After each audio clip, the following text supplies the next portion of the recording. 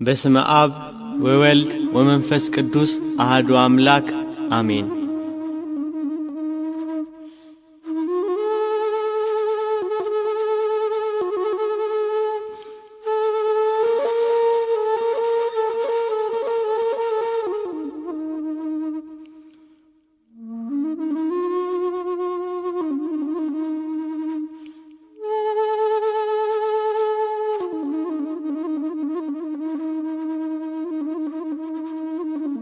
ጌታችን መድኃኒታችን ኢየሱስ ክርስቶስ በምድር ያደረጋቸው ተአምራት። ተአምረ ኢየሱስ።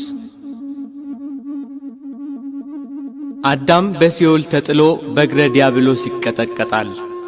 ሞት በአዳም እንደመጣ ሁሉ ሞት የገዛቸው አዳምና ልጆቹ በገሃነም እሳት ይጣላሉ። በሲኦል ያሉ ነፍሳት ወደ ሰማይ አሻግረው ተስፋ የተደረገላቸውን ቀናት ይናፍቃሉ። ሕገ እግዚአብሔርን በጣሰው በአዳም በደል የሰው ልጆች የወጡባት ገነት በእሳታዊ መልአክ በብርሃን ሰይፍ ትጠበቃለች።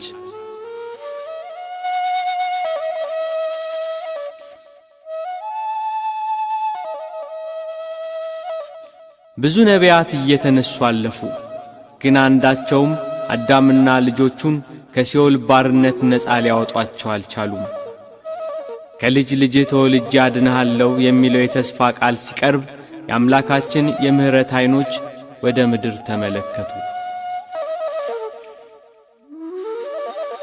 ፍጥረታት ሳይፈጠሩ አዳም ሳይበድል ለእናትነት የተመረጠች እመቤት ከሐናና ከኢያቄም አብራክ ተገኘች። የአዳም ኀጢአት በዘር ያልተላለፈባት ንጽሕት እመቤት ለአምላክ ማደሪያነት በዚህ ምድር ተወለደች።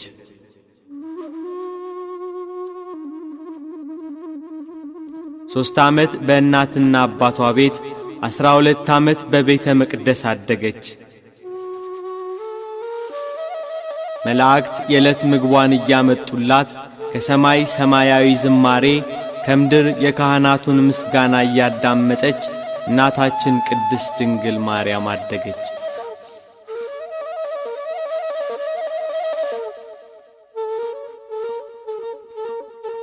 በአይሁድ ላይ ያደረ ሰይጣን ቤተ መቅደሳችንን ታሳድፋለች በሚል ምክንያት ከቤተ መቅደስ አስወጧት።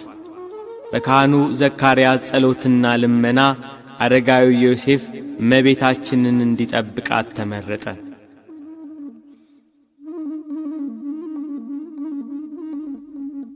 የመዳን ቀን ደረሰ። እግዚአብሔር ከላይ ከአርያም ሆኖ ምድርን ጎበኛት። የዘመኑ ፍጻሜ በደረሰ ጊዜ እግዚአብሔር ከሴት የተወለደውን ከሕግም በታች የተወለደውን ልጁን ላከ ብሎ ቅዱስ ጳውሎስ ለገላትያ ሰዎች እንደነገራቸው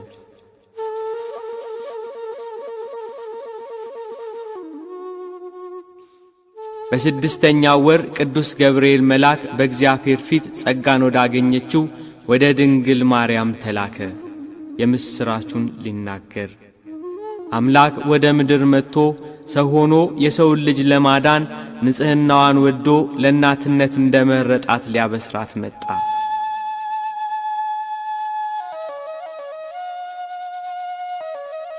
ጸጋን የተመላሽ ሆይ ደስ ይበልሽ አላት።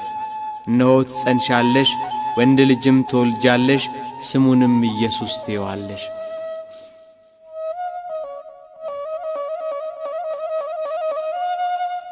በክርስቶስ በቤተልሔም መወለድ የጥሉ ግድግዳ ፈረሰ። ሰውና መላእክት በአንድነት ዘመሩ። ስብሐት ለእግዚአብሔር በሰማያት፣ ለእግዚአብሔር በሰማይ ምስጋና ይሁን፣ ወሰላም በምድር ስምረቱ ለሰብ፣ ለሰውም በጎ ፈቃድ እያሉ ጌታችን መድኃኒታችን ኢየሱስ ክርስቶስ ከድንግል ማርያም በተወለደ ጊዜ በቤተልሔም ዘመሩ።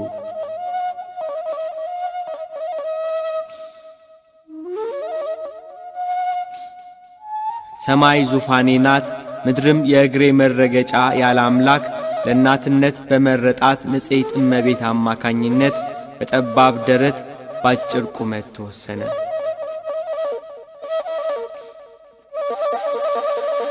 በቤተልሔም በከብቶች በረት ተወለደ። በጨርቅ ተጠቀለለ፣ በበረት ተጣለ። ከብት ጠባቆች አዩት፣ መላእክት አመሰገኑት፣ ሰብአ ሰገል ሰገዱለት።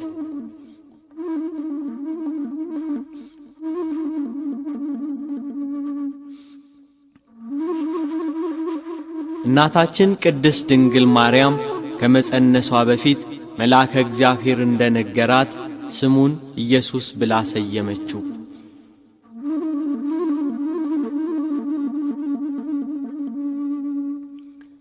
በጨለማ የሄደ ሕዝብ ታላቅ ብርሃንን አየ፣ በሞት ጥላ አገርም ለኖሩ ብርሃን ወጣላቸው።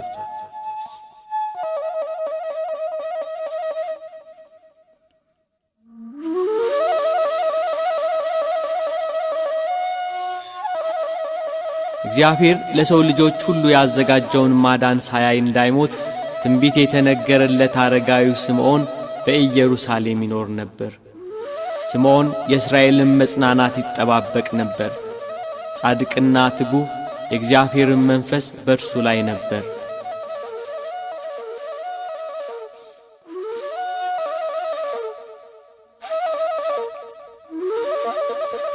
ንጉሥ በጥሊሞስ 46ቱን መጻሕፍተ ብሉያት ከዕብራይስጥ ወደ ጽር ቋንቋ ሲያስተረጉም የኢሳይያስ የትንቢት መጽሐፍ ለስምዖን ደረሰው።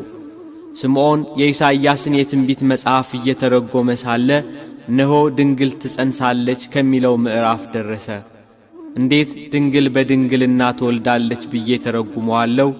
ይህንን የአሕዛብ ንጉሥ የእስራኤልስ መንግሥት ይቀበሉኛል ብሎ ፈርቶ ሴት ትጸንሳለች ብሎ ተረጎመው።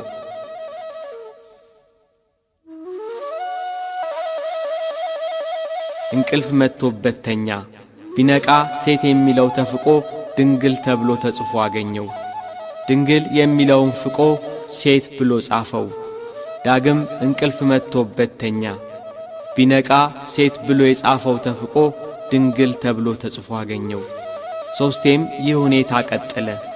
በሦስተኛው ከእንቅልፉ ነቅቶ ፍቃለሁ ሲል እግዚአብሔር በተዋህዶ ያከበረው ወልድን ሳያይ እንዳይሞት መንፈስ ቅዱስ ተገልጾ ተናገረው።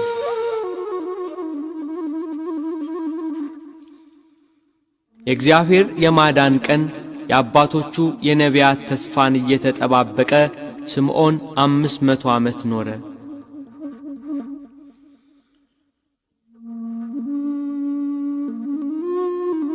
ከእመቤታችን ከቅድስት ድንግል ማርያም ሰው ሆኖ በሥጋ የተገለጸውን እግዚአብሔር ወልድን በኦሪት ሥርዓት መሠረት ወደ ኢየሩሳሌም ወሰዱት።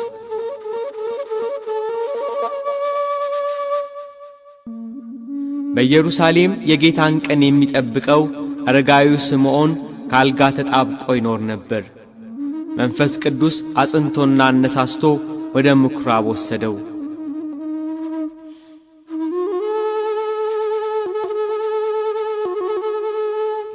ዮሴፍና እመቤታችን ጌታን ወደ ቤተ መቅደስ ባገቡት ጊዜ አረጋዊው ስምዖን ተቀብሎ አቀፈው። ጌታን በማቀፉ ታደሰ፣ ኃይልና ብርታት ሆነው። አንደበቱን ከፍቶ እያመሰገነ ተናገረ።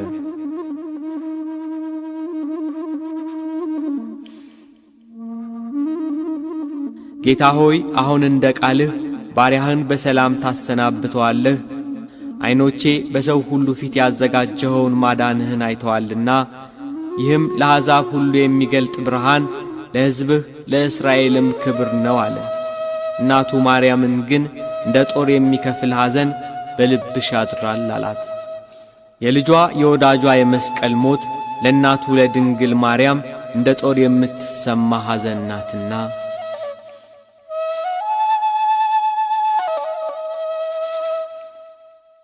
የአራስነት ወራቷ ሳይፈጸም የተወለደው ንጉሥ ማንነት ግራ ያጋባው ጥንተ ጠላታችን አውሬው ዲያብሎስ እመቤታችንን በሄሮድስ አድሮ ከሀገር ሀገር አሳደዳት። ሴቲቱም 1260 ቀን በዚያ እንዲመግቧት በእግዚአብሔር ተዘጋጅቶላት ወደ ነበረው ስፍራ ወደ በረሃ ሸሸች እንዳለ ባለ ራእዩ ቅዱስ ዮሐንስ።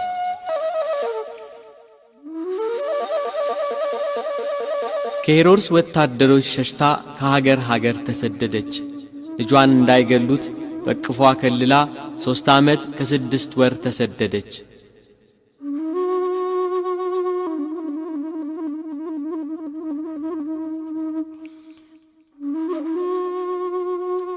የሕፃኑን ነፍስ የፈለጉት ሞተዋልና ወደ ኢየሩሳሌም ተመለሱ ብሎ የእግዚአብሔር መልአክ እስኪነግራቸው በበረሃ በስደት ተሰቃዩ።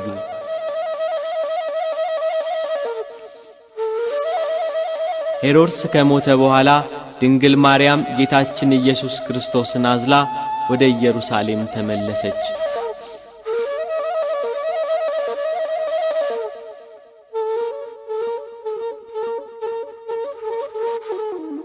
በይሁዳ አገር በሄሮድስ ፋንታ አርኬላዎስ መንገሱን በሰሙ ጊዜ ወደ ይሁዳ መሄድን ፈርተው ወደ ገሊላ ሀገር አቀኑ። በነቢያት ናዝራዊ ይባላል የተባለው እንዲፈጸም ናዝሬት ወደምትባል ከተማ ገብተው መኖር ጀመሩ።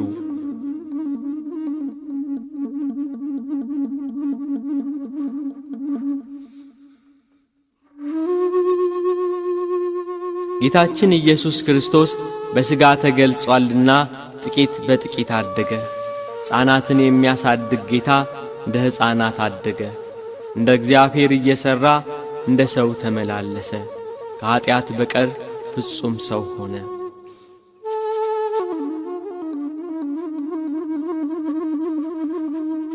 ጌታችን ኢየሱስ ክርስቶስ በልጅነት ወራቱ ለእናቱ እየታዘዘ አደገ።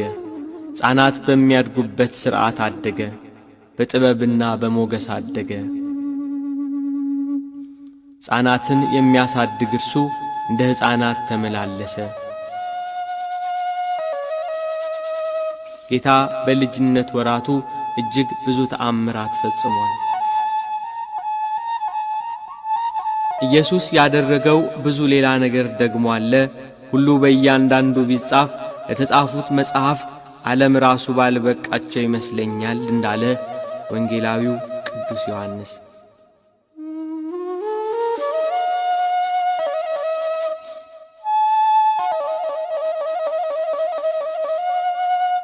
ጌታችን መድኃኒታችን ኢየሱስ ክርስቶስ የ5 ዓመት ልጅ በነበረ ጊዜ ከወንዝ ወርዶ ይጫወት ነበር። በልዩ ጥበብና ዕውቀት ውሃውን እያፈሰሰ አሸዋውን እያጣራ ደቃቁን አፈር በጉድጓድ ውስጥ እያስቀመጠ ይጫወታል። የላመውን ደቃቅ አፈር ጭቃ አድርጎ 12 የወፍ ቅርጽ ሠራ። ይህን እያደረገ የሚጫወትበት ቀን ዕለተ ሰንበት ነበር። አብረው የሚጫወቱ ሕፃናት አብረውት ነበሩ። አንድ አይሁዳዊ ጌታ የሚሠራውን አይቶ ወደ ዮሴፍ ሄዶ ሕፃኑ ኢየሱስ በሰንበት መደረግ የማይገባውን ጭቃ እያቦካ 12 የወፍ ምስል ሠራ ብሎ ጌታን ከሰሰው።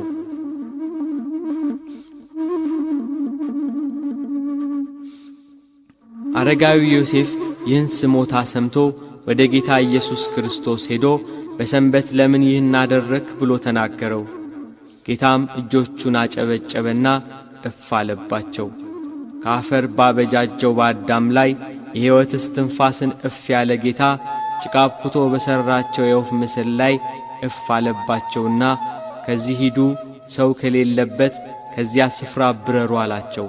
እነዚያ በጭቃ የተሠሩ ወፎች የእግዚአብሔር ልጅ የተመሰገነ ነው እያሉ በረሩ።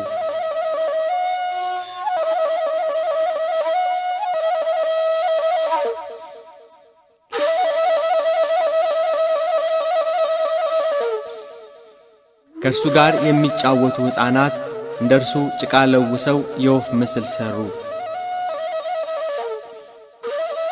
ከዚያ ከጠዋት እስከ ማታ ጉሮሯቸው እስኪያብጥ በእነዚያ ከጭቃ በተሠሩ ወፎች ላይ እፍ አሉባቸው።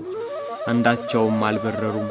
እባክህ ፈጽሞ እንዲንቀሳቀሱ ማድረግ አልተቻለንምና ምን እናድርግባቸው? አንተ እፍ በልባቸው እያሉ ለመኑት።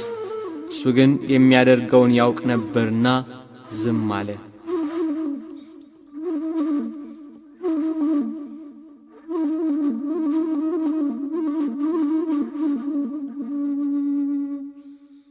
አንድ ሕፃን ግን ጭቃውን እፍ በማለቴ አዕዋፍ የሆኑ ዘንድ እባክህ ሥልጣን ስጠኝ እያለ አብዝቶ ለመነው። ሕፃኑ ኢየሱስም ሂድና የድንግል ማርያም ልጅ ተነስታችሁ ብረሩ ብሏችኋል ብለህ እፍ በልባቸው አለው። እንደ ተባለው ብሎ እፍ አለባቸው። አዕዋፍ ሆነው በረሩ። ዳግም ግን ከጭቃ ለውሶ እፍ ቢልባቸው ሊበሩ አልቻሉም። ይህ ሕፃን ድጋሚ እንዳልበረሩለት ሲያውቅ ወደ ጌታ እያለቀሰ ተመለሰ። ነገር ግን እሱ ተሰውሮ ነበርና አላገኙትም። ለሕፃናቱ ወላጆች፣ ለአካባቢው ሰዎች ነገሩ አስደንጋጭና አስፈሪ ሆነባቸው።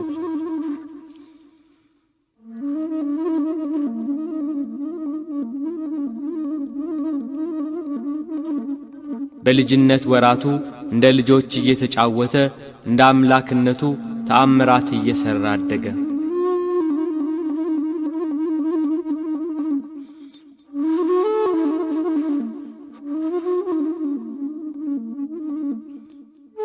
በሌላ ጊዜ ጌታችን ኢየሱስ ክርስቶስ በሕፃንነት ወራቱ ከሕፃናቱ ጋር ሲጫወት አንድ ሕፃን ሲሮጥ የጌታን ልብ መታው። ጌታም ያንን ልጅ ሕይወትህ ተቋረጠች አለው። በዚያ ጊዜ ያ ልጅ ወደቀና ሞተ። በአካባቢው የነበሩ የሕፃኑን መሞት የተመለከቱ ሁሉ ደነገጡ። የሚናገረው ሁሉ የሚፈጸምለት ይሄ ሕፃን ልጅ ከማን ወገን ይሆን ብለው ተደነቁ።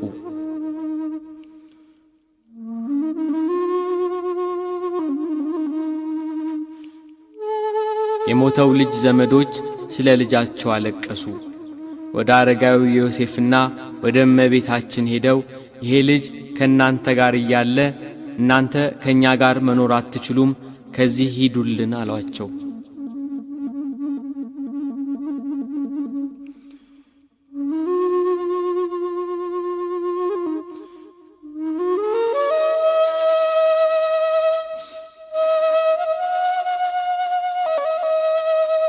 አንድ ጊዜ ጌታ በልጅነት ወራቱ እንደ ሕፃናት በሰገነት ሆኖ ከልጆች ጋር ይጫወታል። ሕፃናቱ ተሰባስበው እንዳሉ ከሕፃናቱ መሃል አንድ ሕፃን ከሰገነቱ ላይ ወደቀና ሞተ። የዚያ ሕፃን ልጅ ስም ዜኑ ይባላል። አብረውት የሚጫወቱ ሕፃናት የልጁን መውደቅ ሲመለከቱ ፈርተው ሸሹ። ጌታችን ኢየሱስ ክርስቶስ ግን በዚያ ሰገነት ላይ ብቻውን ቀረ።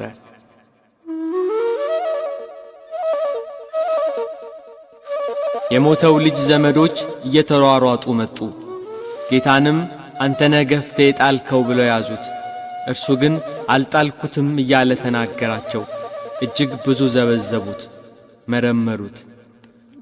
ከመሃላቸው ወጥቶ ወድቆ ወደ ሞተው ልጅ ሄዶ በታላቅ ድምፅ ዜኑ ዜኑ ብሎ ተጣራ። አልዓዛር አልዓዛር ከመቃብር ውጣ ብሎ አልዓዛርን ከመቃብር እንደጠራው ዜኑ ዜኑ ብሎ ተጣራ።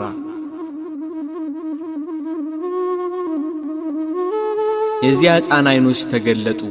ጌታም ያን ሕፃን ጠየቀው። ዜኑ እኔ ነኝ ከገደል የጣልኩህ አለው። ያም ሕፃን አይደለም አንተ አልጣልከኝም ብሎ በዘመዶቹ ፊት መሰከረ። ሕዝቡ እርሱ ብቻውን ታላላቅ ተአምራት ያደረገ ከልዑላን ይልቅ ልዑል ነው እግዚአብሔር እያሉ አመሰገኑ።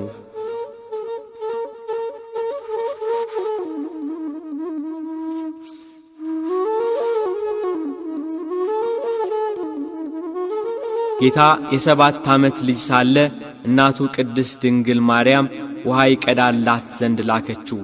በጥበብና በሞገስ ለእናቱ እየታዘዘ አደገ እንዳለ መጽሐፍ። በመንገድ ላይ ውሃ የሚቀዳበት ገንቦ ተሰበረ። ልዑለ ባሕሪ ሁሉን የሚያደርግ ድንቅ አምላክ ነውና ውሃውን በለበሰው ልብስ ይዞ ወደ እናቱ ተመለሰ።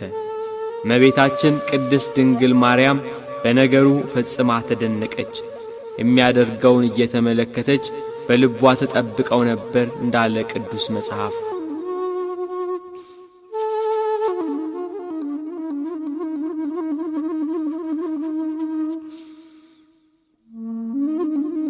ጌታችን መድኃኒታችን ኢየሱስ ክርስቶስ እንደ ሕፃናት እያደገ የ8 ዓመት ሕፃን ሆነ። በ8ኛው ዓመቱ አረጋዊ ዮሴፍ ይሄ ሕፃን መጽሐፍትን መማር አለበት ብሎ ከመምህር ዘንድ ወሰደው። ሕፃኑ ኢየሱስ ክርስቶስ ትምህርት ቤት ገባ።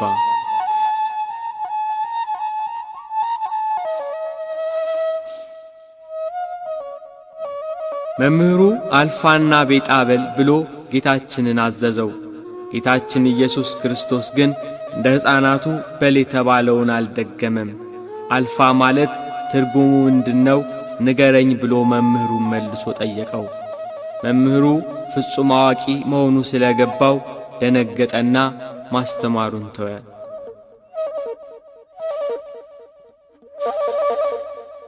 በሌላ ጊዜ መምህሩ ሲጽፍ ጌታችን ኢየሱስ ክርስቶስ ቀዩንና ጥቁሩን ቀለም ወስዶ ደባለቀበት።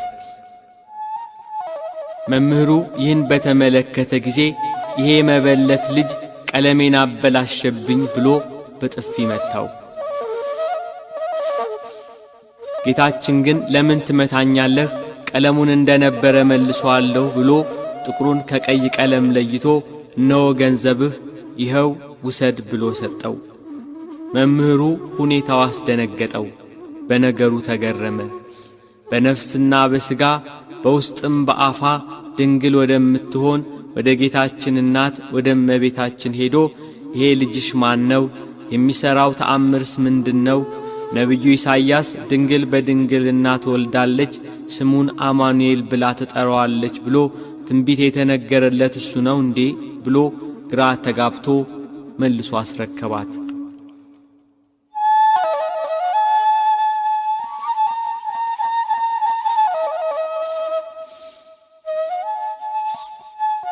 ጌታ ከኃጢአት በስተቀር ሰው የሚሠራውን ሁሉ ይሠራ ነበር። በልጅነት ወራቱም እንደ ልጆች ይጫወት ነበር።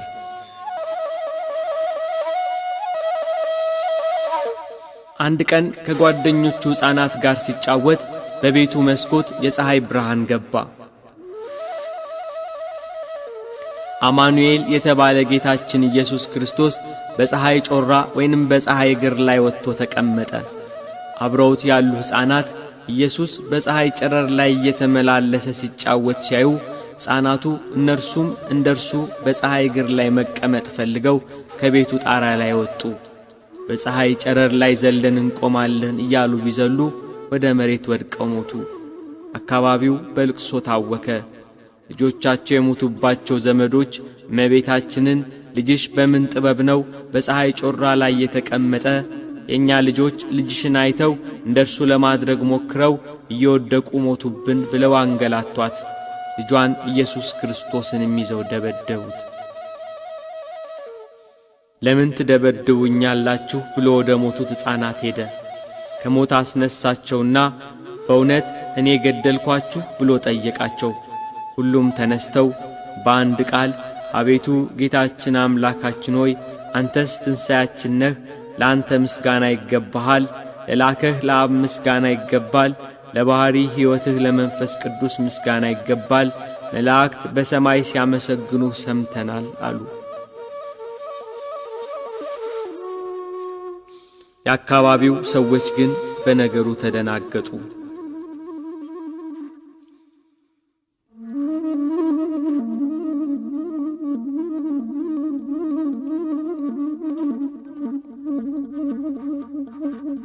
ጌታ የ12 ዓመት ልጅ ሲሆን እንደ ልማዳቸው የፋሲካን በዓል ሊያከብሩ አረጋዊው ዮሴፍና እናቱ ክብርት እመቤታችን ጌታን ይዘው ወደ ኢየሩሳሌም ወጡ።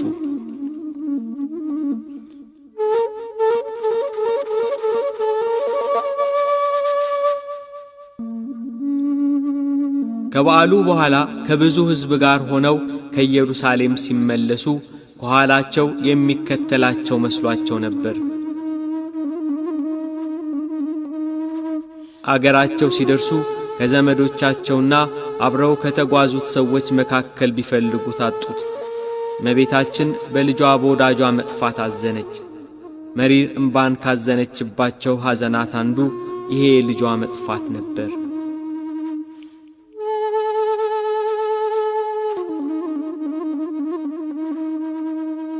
ከዮሴፍ ጋር ወደ ኢየሩሳሌም ተመልሰው ይፈልጉት ጀመር። እርሱ ግን በኢየሩሳሌም ከሊቃውንት ጋር በምኵራብ ውስጥ ተቀምጦ ከካህናቱ ጋር እየተከራከረ ከነቢያት መጻሕፍትና ከኦሪትም እየጠቀሰ የተሰወሩትን ምሳሌያት ሁሉ እያብራራ ያስረዳቸው፣ ሊቃውንቱንም ይጠይቃቸው ነበር። በምኵራቡ ሲያገኙት እናቱ ልጄ ሆይ ስለምን እንዲህ አደረግክ አለችው። ሕፃኑ ኢየሱስም ስለምን ፈለጋችሁኝ? በአባቴ ቤት እሆን ዘንድ እንዲገባኝ አላወቃችሁምን? አላቸው።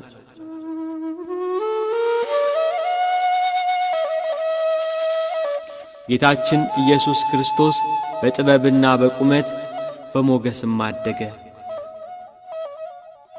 ኢየሱስ በዚህ መጽሐፍ ያልተጻፈ ሌላ ብዙ ምልክት በደቀ መዛሙርቱ ፊት አደረገ እንዳለ ቅዱስ ዮሐንስ ወንጌላዊ።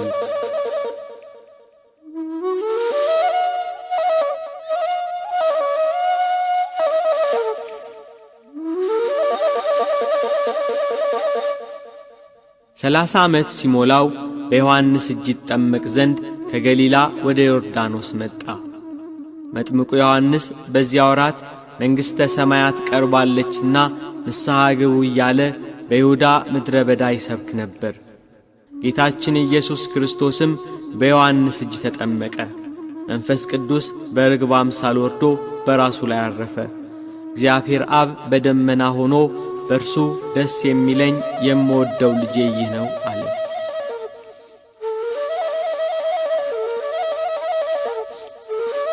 ከተጠመቀ በኋላ ወደ ገዳመ ቆሮንጦስ ገባ። ሕግ ሰሪ ነውና ጾምን የሕግ መጀመሪያ አደረጋት። ሥራውን በጾም ጀመረ። ጾም ለምግባርና ለትሩፋት መሠረት ናትና። ከጾመ በኋላ ተራበ። ረሃቡም የፈቃድ ረሃብ ነው እንጂ እንደኛ ረሃብ አይደለም። በዚህ ወቅት የሚፈታተነው ዲያብሎስ ወደ እርሱ ቀረበ። እግዚአብሔር አብ የምወደው ልጄ ይህ ነው ብሎ ሲመሰክር ሰምቶአልና የእግዚአብሔር ልጅ ከሆነ ብሎ እውነት የእግዚአብሔር ልጅ ከሆንክ እነዚህ ድንጋዮች እንጀራ እንዲሆኑ በል አለው። ጌታችን ኢየሱስ ክርስቶስም መልሶ ሰው በእግዚአብሔር አፍ በሚወጣው ቃል ሁሉ እንጂ በእንጀራ ብቻ አይኖርም ተብሎ ተጽፏል አለው። ይህንን የስስት ፈተና ድል ነሳው። በዚህ የተረታ ሰይጣን ወደ ቅድስት አገር ወደ ኢየሩሳሌም ወሰደው። እርሱ የሚወስደው ሆኖ አይደለም፣ ፈቃዱን አውቆ ሄደ እንጂ።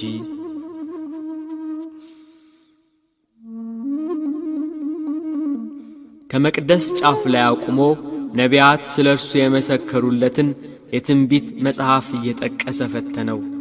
መላእክቱን ስለ አንተ ያዝልሃል፣ እግርህም በድንጋይ ከቶ እንዳትሰናከል በእጃቸው ያነሱሃል ተብሎ ተጽፏልና የእግዚአብሔር ልጅ ከሆንክ ራስህን ወርውር አለው። ጌታችን ኢየሱስ ክርስቶስም ጌታ አምላክህን አትፈታተነው ተብሎ ተጽፏል ብሎ ድል ነሳው። ይህን የትዕቢት ፈተና ድል ነሳው። ከዚህ በኋላ ወደ ረጅም ተራራ ወጣው። ነገሥታትን ድል በማልነሳበት በቤተ መቅደስ ቢሆን ድል ነሳኝ እንጂ ነገሥታትን ድል በምነሳበት በተራራ ቢሆን መቼ ድል ይነሳይ ነበር የሚለውን ፈቃዱን አውቆ ሄደለት። የዓለምን መንግሥታት ሁሉ ክብራቸውን አሳይቶ ደፋር ነውና ወድቀህ ብትሰግድልኝ ይህን ሁሉ ሰጠሃለሁ አለው። ሂድ አንተ ሰይጣን፣ ለጌታ ለአምላክህ ስገድ፣ እርሱን ብቻ አምልክ ተብሎ ተጽፏል ብሎ አባረረው። ይህንን የፍቅረ ነዋይ ፈተናም ድል ነሳው።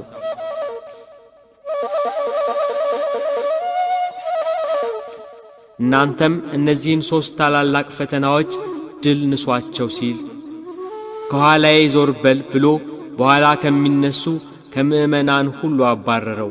እንደ ጢስ ተኖ እንደ ትቢያ በኖ ጠፋ። ከዚህ በኋላ በአይሁድ ላይ አድሮ እስኪያሰቅለው እስከ ዕለተ ዓርብ ድረስ ተወው።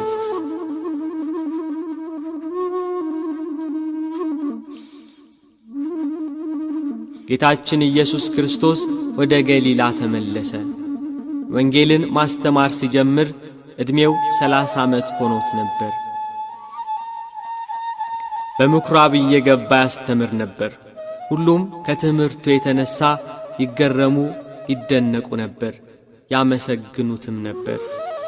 ቃሉን የሚሰሙት የሚከተሉት በረከቱ።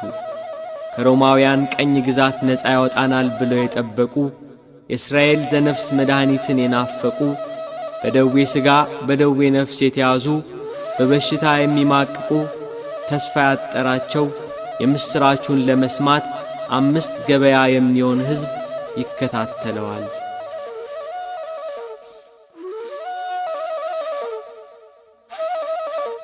ጌታ በምድር በተመላለሰበት ጊዜ እጅግ ብዙ ድንቅ ተአምራት አድርጓል።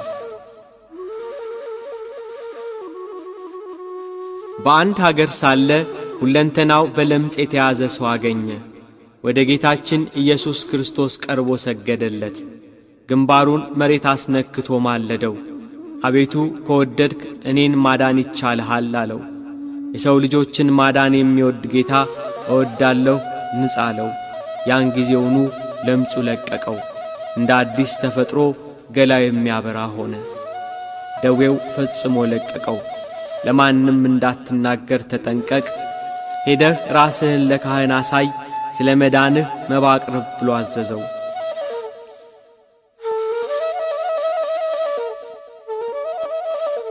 የሚከተሉት በረከቱ። ብዙ ሕዝብም ሊሰሙትና ከደዌያቸው ሊፈወሱ ይሰባሰቡ ነበር። በልዩ ልዩ ደዌ የተያዙ የታመሙ ሁሉ፣ አጋንንት ያደሩባቸው ሰዎች፣ በጨረቃ የሚነሳባቸው ሰዎች፣ ሽባዎችንም ወደ እርሱ አመጡ። እርሱ የሕይወት መድኃኒት ነውና ዳናቸው። ብዙ ሕዝብም ተከተለው።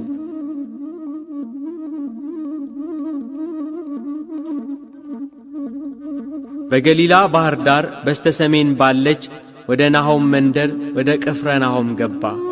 ጌታችን ኢየሱስ ክርስቶስ እየተዘዋወረ ሲሰብክ መኖሪያው ቅፍርናሆም ነበር። ወደ ቅፍርናሆም ሲገባ ልጁ የታመመበት የጌታን ተአምራት የሰማ አንድ የመቶ አለቃ ወደ ጌታ ኢየሱስ ክርስቶስ እየገሰገሰ መጣ። ጌታን ባገኘው ጊዜ ብላቴናዬ ሽባ ሆኗል፣ እጅግ እየተሰቃየ በቤቴ ተኝቷል፣ አድንልኝ ብሎ ለመነው። እሺ መጥቼ ፈውሰዋለሁ አለ ጌታ። መቶ አለቃው ግን ጌታ ሆይ በቤቴ ጣሪያ በታች ልትገባ አይገባም፣ ቃል ብቻ ተናገር፣ በቃልህ ልጄ ይፈወሳል አለው። እኔ የምገዛቸው ባሪያዎች አሉኝ፣ ሂድ ብለው ይሄዳል፣ ሌላውን ና ብለው ይመጣል፣ ይህንንም አድርግ ብለው ያደርጋል አለ። ጌታችን ኢየሱስ ክርስቶስ በሰውየው ላይ ባየው 3 ነገር ተደሰተ፤ ሃይማኖት፣ ጥበብና ትሕትና። ጌታ በኢየሩሳሌም እንኳን እንዲህ አይነት ትልቅ እምነት አላገኘውም ብሎ ተናገረ።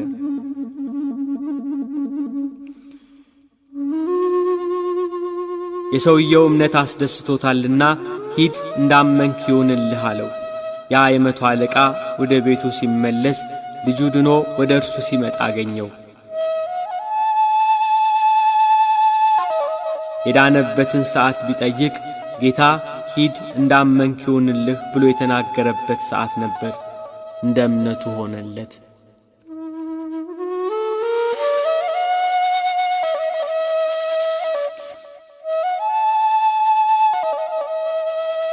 ጌታ ወደ ባህር ማዶ ተሻግሮ ጌርጌሴኖን በሚባለው በመቃብር ስፍራ ሊያልፍ ከታንኳይቱ ወጣ። በዚያ በመቃብር ስፍራ አጋንንት የሰለጠነበት እርኩስ መንፈስ የሚያሰቃየው የአካባቢው ሕዝብ የሚፈራው አንድ በሽተኛ ሰው ነበር። ሰንሰለቱን ይበጣጥሳል፣ የታሰረበትን እግረ ብረት ይሰባብራል። ያሸንፈው የሚችል ሰው አልነበረም። በዚያ ጨለማ መቃብር ሌሊትና ቀን ይጮኻል። ማንም ሰው ደፍሮ በአካባቢው አያልፍም ነበር። ድንጋይ ይዞ ሰዎችን እያባረረ ይገላል። ሰውነቱን በድንጋይ እያደማ ያቆስላል። ጌታችን ኢየሱስ ክርስቶስ በዚያ ሲያልፍ ከመቃብር ወጥቶ ተገናኘው። የተከተሉት ሐዋርያት ፈርተው በሩቅ ቆሙ።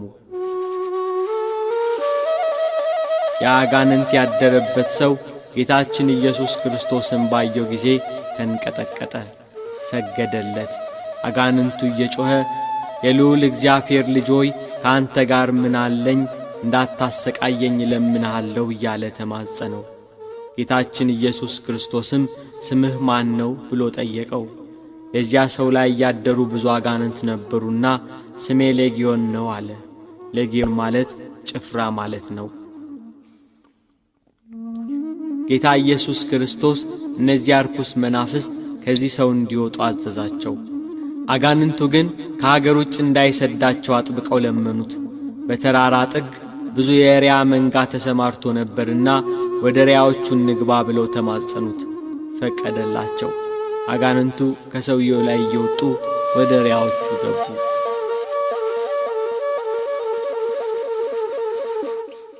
ያ ሰው ወደ ሰውነቱ ተመለሰ። አጋንንት አድረውበት ከሰው በታች አድርገውት በመቃብር ያኖሩት ነበር። ጌታችን ኢየሱስ ክርስቶስ አጋንንቱን አውጥቶለት ሕይወቱን ሰጠው። ጌታ ሆይ ከአንተ ጋር ልኑር ብሎ ለመነው። ወደ ቤትህ ተመለስ፣ እግዚአብሔር እንዴት ያለ ታላቅ ነገር እንዳደረገልህ ንገር ብሎ አሰናበተው። ጌታችን ኢየሱስ ክርስቶስ ታላቅ ነገርን እንዳደረገለት በከተማው ሁሉ እየሰበከ ሄደ።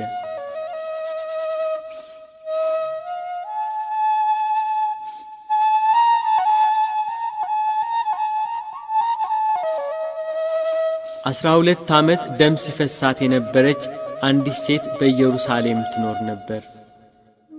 መድኃኒትን ፍለጋ ብዙ ባለ መድኃኒት ጋር ሄዳ ነበር። ገንዘቧን ሁሉ ከስራ መፍትሄ አላገኘችም ነበር።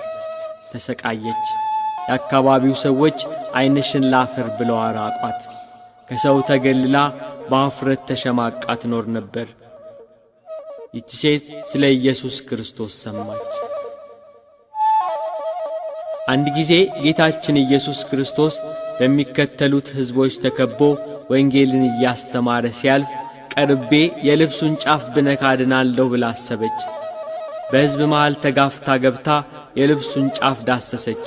ወዲያው የደም ምንጯ ደረቀ። ከስቃዋም እንደዳነች በሰውነቷ አወቀች። ጌታ ወደ ሕዝቡ ዞሮ ልብሴን የዳሰሰ ማን ነው አለ። ደቀ መዛሙርቱ ተገረሙ። ይሄ ሁሉ ሕዝብ እየተጋፋው እንዴት ልብሴን ማን ነካ ይላል ብለው አሰቡ። ጌታ ያቺን የ12 ዓመት ደም የፈሰሳት ሴት ተመለከታት። በርኅራኄው በምሕረቱ ዓይኖቹ ፈለጋት። እግሩ ስር መታ ተንበረከከች። እውነቱን ሁሉ ነገረችው። ልጄ ሆይ እምነትሽ አድኖሻል፣ በሰላም ሂጂ፣ ከስቃይሽም ተፈውሰሻል አላት። እርሱ ሕያው መድኃኒት ነውና ለሁሉም መድኃኒትና ፈውስን ይሰጣል።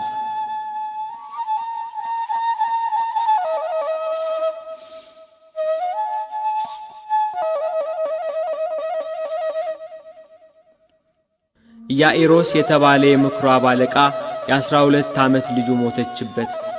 ወደ ጌታችን ኢየሱስ ክርስቶስ ዘንድ ሄዶ ልጄ ሞተች፣ እባክህ እጅህን ጫንባትና በሕይወት ትኑር ብሎ ተማጸነው።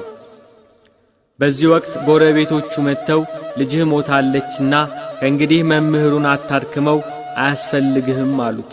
እርሱ ግን አልተቀበላቸውም። እንዴት ልጄ ትሞታለች እያለ በኢየሱስ ክርስቶስ ፊት አለቀሰ። ጌታችን ኢየሱስ ክርስቶስ ግን እመን ብቻ እንጂ አትፍራ አለው። ጴጥሮስን ያዕቆብንና የያዕቆብን ወንድም ዮሐንስን ብቻ አስከትሎ ወደ ምኵራብ አለቃው ቤት ሄደ። በምኵራብ አለቃው ቤት በልጅቷ መሞት ጎረቤትና ዘመዶቿ ያለቅሳሉ።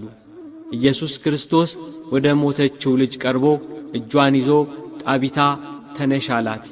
ያቺ የሞተች ሕፃን ተነሳች። የምትበላውን ስጧት ብሎ አዘዘ። ይህንንም ነገር ማንም እንዳያውቅ አጥብቆ ተናገራቸው። የሞቱትን አስነሣ፣ የታመሙትን ፈወሰ፣ ለተራቡት የሕይወት እንጀራን መገባቸው።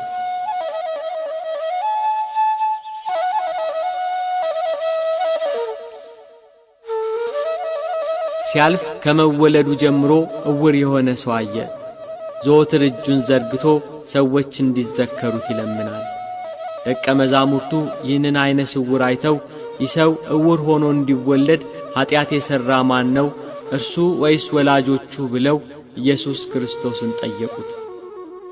እርሱ ኀጢአተኛ ነው ወይንም እናት አባቱ በድለዋል ብለው ያስቡ ነበርና። ጌታችን ኢየሱስ ክርስቶስ ግን እርሱ ወይንም ወላጆቹ ኀጢአት አልሠሩም፣ የእግዚአብሔር ሥራ በእርሱ እንዲገለጥ እንጂ ብሎ ወደ መሬት እንትፍ አለ። በምራቁ ጭቃ አድርጎ በጭቃው የዕውሩን ዓይኖች ቀባና ሄድና በሰሊሆም መጠመቂያ ታጠብ አለው። እየተመራ ሄደ፣ እያየም ተመለሰ።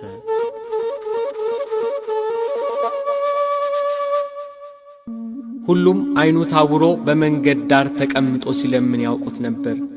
ዓይኖቹ በርተውለት ቢያዩ እርሱ ነው አይደለም ብለው ተገረሙ። ሌሎች እርሱ ነው፣ ሌሎች ደግሞ አይደለም እርሱ አይደለም አሉ። እርሱ ግን እኔ ነኝ አለ። ታዲያ ዓይኖችህ እንዴት ተከፈቱ? እንዴትስ ማየት ቻልክ አሉት። ኢየሱስ የሚባለው ሰው ጭቃ አድርጎ ዓይኖቼን ቀባና ዳነኝ፣ ብርሃኔን መለሰልኝ አላቸው። ያ ሰው ወዴት ነው አሉት። አላውቀውም አላቸው። ጌታችን ኢየሱስ ክርስቶስ የዚህን ሰው ዓይን ያበራበት ቀን የሰንበት ቀን ነበርና እንዴት ይህ ሰው ሰንበትን አያከብርም? እንደምን በሰንበት ዓይንህን ያበራል? ብለው ዓይነ ስውር የነበረውን ሰው ሞገቱት። እንዴት ኀጢአተኛ ሰው ይህንን ያደርጋል? ብለው ጨቀጨቁት። ስለ ሰውየው አንተ ምን ትላለህ? ብለው ፈሪሳውያኑ ዓይነ ስውር የነበረውን ሰው ጠየቁት። እርሱ ነቢይ ነው አላቸው። በፈሪሳውያን ዘንድ በዚህ ምክንያት በመሃላቸው መለያየት ተፈጠረ።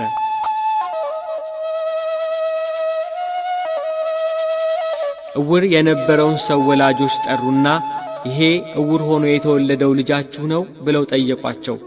አዎን አሉ እናትና አባቱ። ይሄ ልጃችን ነው፣ ዕውር ሆኖ እንደተወለደ እናውቃለን አሉ። ዓይኖቹን ማን እንደከፈተ ግን እኛ አናውቅም፣ እርሱ ሙሉ ሰው ነውና ራሱን ጠይቁት፣ ፈሪሳውያኑን ፈርተዋልና። ፈሪሳውያኑ ያንን ዓይነ ስውር የነበረ ሰው መልሰው ጠርተው እግዚአብሔርን አክብር፣ ይሄ ኢየሱስ የተባለው ሰው ኀጢአተኛ መሆኑን እኛ እናውቃለን አሉ። ፈሪሳውያኑ በሰንበት ዓይነ ስውር ለነበረ ሰው የዓይኑን ብርሃን ስለመለሰለት። ዓይነ ስውሩ ግን መልሶ ኀጢአተኛ መሆኑን አላውቅም፣ ዓይነ ስውር እንደነበርኩ አሁን ግን ለዓይኔ ብርሃን ሰጥቶ ማየት እንደምችል አውቃለሁ አላቸው። እኛ ግን ከወዴት እንደሆነ አናውቅም፣ እኛ የሙሴ ደቀ መዛሙርት ነን አሉ። እርሱ የሙሴ ጌታ እንደሆነ አልገባቸውም።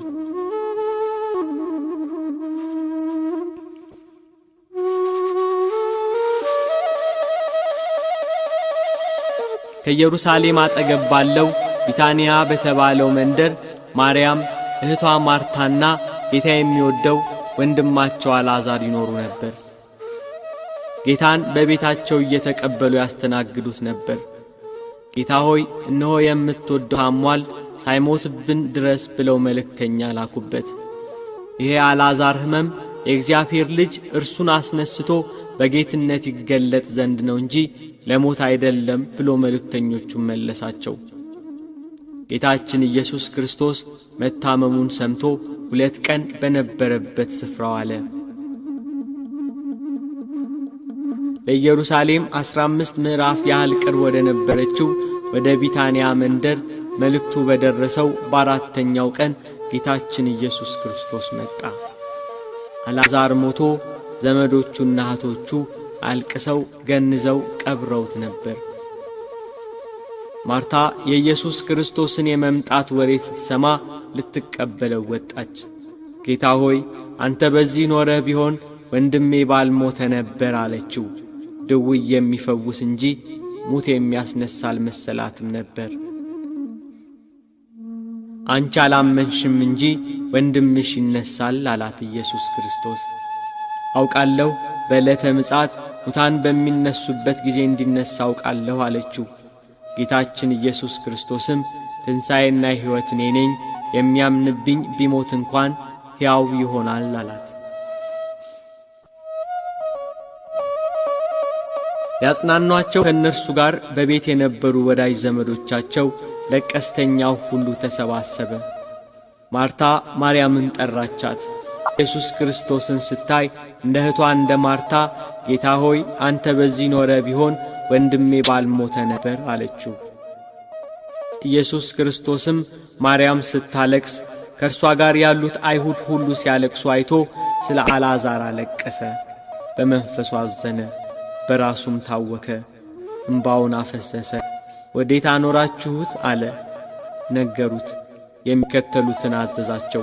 ድንጋዩን ከመቃብሩ ላይ አነሱት። የሞተው የአልዓዛር እህት ማርታ ጌታ ሆይ 4ኛ ቀን ሆኖታልና አሁን ይሸታል አለችው። ብታምኚ የእግዚአብሔርን ክብር እንድታይ አልነገርኩሽም አላት። ድንጋዩን አነሱት። አልዓዛር አልዓዛር ብሎ ተጣራ። በመቃብር ያሉ ድምፁን የሚሰሙበት ቀን ይመጣል ብሏልና በመቃብር ያለው አልዓዛር የጌታን ድምፅ ሰማ። እጆቹና እግሮቹ በመግነዝ እንደተገነዙ ፊቱም በጨርቅ እንደተጠመጠመ ነበር። እንደተገነዘ ከመቃብር ወጣ። ደቀ መዛሙርቱን የመፍታትና የማሰር ሥልጣን እንደተሰጣቸው ሲያመለክት ፍቱትና ይሂድ ተዉት አላቸው። የሞትን ኃይል ሰብሮ የሞቱትን አስነሣ። የታመሙትን አዳናቸው። የዕውራንን ዐይን አበራ።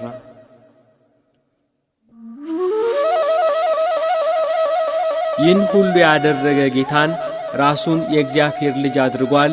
በሰንበት የታመሙትን አድኗል። ቤተ መቅደሳችንን አፍርሱት፣ በሦስተኛው ቀን እሠራዋለሁ ብሏል ብለው ከሰሱት። ኀጢአት ያልሠራ ባንደበቱ ሐሰት ያልተናገረ እርሱን ከሰሱት። ሰው በሆነበት ወራት በፈቃዱ ተራበ።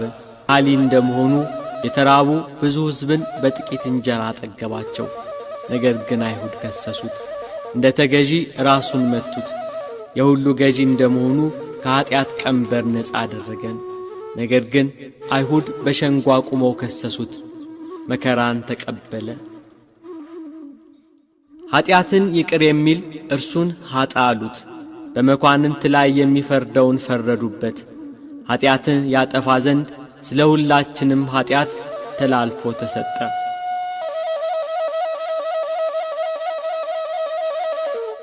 አቤቱ ጌታ ሆይ የአንተን ስም ሰምቶ ሞት ይደንግጥ፣ ቀላያትም ይሰንጠቁ፣ ጠላትም ይረገጥ። ጌታ ሆይ ሳትደክም ሁሉን ትሸከማለህ፣ ሳታጎድል ለሁሉ ትመግባለህ፣ ዝም ሳትል ለሁሉ ታስባለህ። ነገር ግን አይሁድ ይህንን ሰው ሞት ይገባዋል ብለው ፈረዱብህ። ሳትተኛ ሁሉን የምትጠብቅ ሳትዘነጋ ሁሉን የምታስብ ሆይ አይሁድ በመስቀል ትሞት ዘንድ ፈረዱብህ። የጥበብ ነገር፣ የምክር ቃል፣ የረድኤት መዝገብ፣ የደስታ መኖሪያ ሆይ ስለ ሰው ልጆች ስትል ራስህን ቤዛ አደረግ።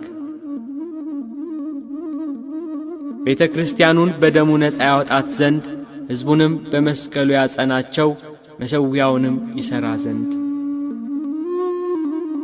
ለሰቀሉት አደባባይ ነው። በደሙ የተጻፈ በመስቀሉ የታተመ በሞቱ የከበረ።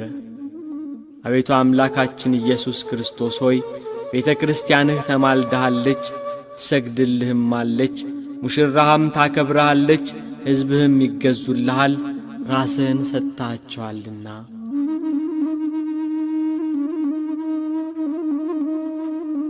የአይሁድ መምህራን የካህናት አለቆች ከገዢው ከጲላጦስ ጋር ሊፈርዱበት በአደባባይ አቆሙት። እንደ ሌባ የኋሊት አሰሩት። ሊፈርዱበት በአደባባይ አቆሙት። የሕይወት ራስን የሾህ ዘውድ ደፉበት። ብርሃንን እንደ ልብስ የሚያጎናጽፈውን ልብሱን ገፈው ቀይ ግምጃ ለበሱት። እንደ ልማዳቸው በፋሲካ በዓል ማንን ልፍታላችሁ? ኢየሱስ ወይስ በርባንን አላቸው። በርባን ይሻለናል አሉ። ኢየሱስን ሲላቸው ስቀለው ስቀለው አሉት። ከወንበዴዎች ጋር ቈጠሩት። ወደ እንጨትም አውጥተው ምሕረት የሌለው ስቅለትን እንደ ሕጋቸው ሰቀሉት።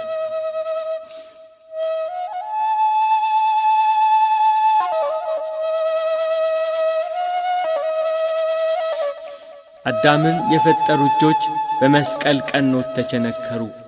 በገነት የተመላለሱ እግሮች በመስቀል ቀኖት ተቸነከሩ። በአዳም ፊት የሕይወት መንፈስን እፍ ያለ አፍ ከሐሞት ጋር የተቀላቀለ መጣጣና ከርቤን ጠጣ።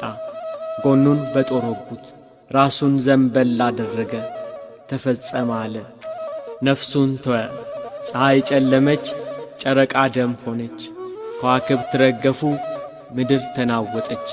ዓለቶች ተሰነጣጠቁ፣ መቃብራት ተከፈቱ። ተኝተው ከነበሩት ከቅዱሳን ብዙ ሥጋዎች ተነሱ። በእውነት የእግዚአብሔር ልጅ ነበር ብለው ብዙዎች ፈሩ።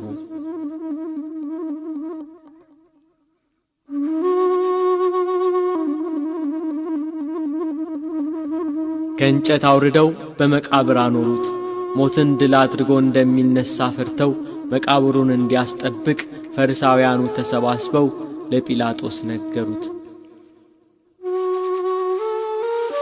መቃብሩን በድንጋይ አትመው በጭፍሮች አስጠበቁ። በሰንበት ቀን ሲነጋ መግደላዊት ማርያምና ሁለተኛይቱ ማርያም መቃብሩን ሊያዩ መጡ። እነሆ የጌታ መልአክ ከሰማይ ስለወረደ ታላቅ መናወጥ ሆነ። መልአኩ መልኩ እንደ መብረቅ ልብሱም እንደ በረዶ ነጭ ነበር። ጠባቆችም እርሱን ከመፍራት የተነሳ ተናወጡ፣ እንደ ሞቱም ሆኑ። የእግዚአብሔር መልአክ ሴቶቹን አላቸው፣ አትፍሩ፣ የተሰቀለውን ኢየሱስን እንድትሹ አውቃለሁ።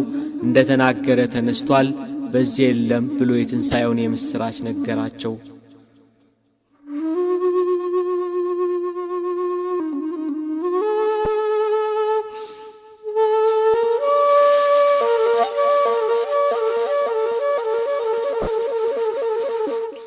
ሐዋርያት በዝግ ቤት ተሰባስበው ስለ እርሱ ከሞት መነሳት ሲያወሩ ድንገት በመካከላቸው ቆመ።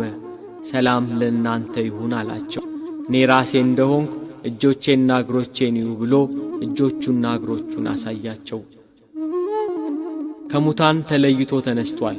ሞት ሊይዘው አልቻለምና ሞትን አሸንፎ ተነስቷል።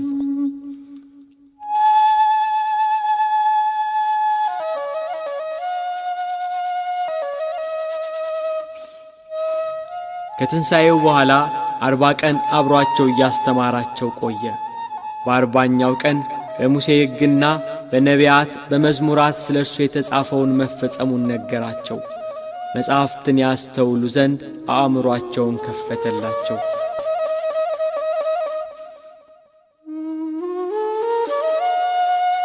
ክርስቶስ መከራን ይቀበላል፣ በሦስተኛው ቀን ከሙታን ይነሳል፣ በስሙም ንስሐና የኀጢአት ስርየትን ከኢየሩሳሌም ጀምሮ በአሕዛብ ሁሉ ይሰብካል ተብሎ ተጽፏል።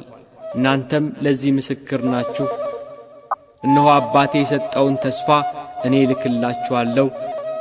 እናንተ ግን ከላይ ኃይል እስክትቀበሉ ድረስ በኢየሩሳሌም ከተማ ቆዩ አላቸው።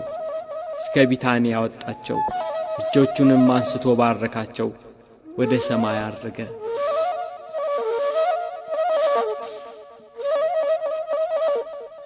አቤቱ በመንግሥትህ በመጣ ጊዜ አስበን።